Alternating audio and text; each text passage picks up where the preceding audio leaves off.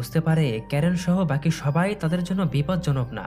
Karen যখন আদিবাসীদের Charles ও তার দলের লোকজনের কথা জিজ্ঞেস করে, আদিবাসীরা তেমন কিছুই বলতে পারে না, তবে তারা বিদেশি একজন লোককে এখানে আহত অবস্থায় খুঁজে পেয়েছে। এরপর আমরা সেই লোকটিকে দেখতে পাই, তার অবস্থা খুবই খারাপ ছিল। সে কোনোভাবেই তার শরীর নড়াচড়া করতে পারছিল না। ক্যারেন তার কাছে গিয়ে চার্লসদের ব্যাপারে জিজ্ঞেস করে, কিন্তু এখানে সে যখন এমিকে দেখে তখনই সে ভয় পেয়ে চিৎকার করতে শুরু করে। আমরা দেখি সে এতটাই ভয় পেয়েছিল যে সে তৎক্ষণাৎ মারা যায়। এখন প্রশ্ন আসতেই পারে, এর পেছনে এমন কি রহস্য লুকিয়ে আছে যে সে এমিকে দেখা মাত্রই এতটা ভয় পেয়ে মারা গেল। এই রহস্য তো আমরা মুভির সামনে গেলেই বুঝতে পারবো। লোকটির এমন অবস্থা দেখে ক্যারন সহ বাকি সবাই ভয় পেয়ে যায়, কারণ তারা এর কোনো মানেই বুঝতে পারছিল না।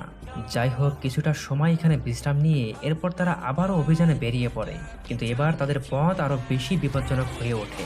পথ চলতে চলতে একসময় রাত হয়ে যায়। সেদিন রাতে তারা যখন একটি নদী পার হচ্ছিল, ঠিক তখনই বিশাল আকৃতির জলহস্তির মতো কিছু প্রাণী তাদের উপর আক্রমণ করে।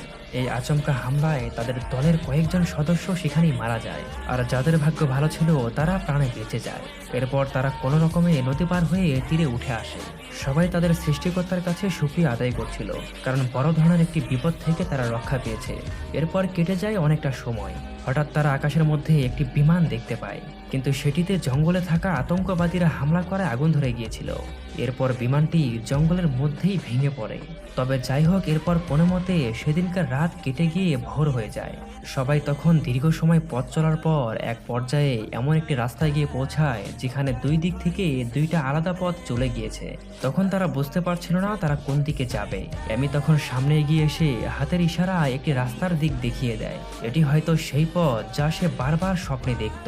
সবাই এবার এমির কথা মতো সেই পথ ধরে সামনের দিকে এগোতে থাকে।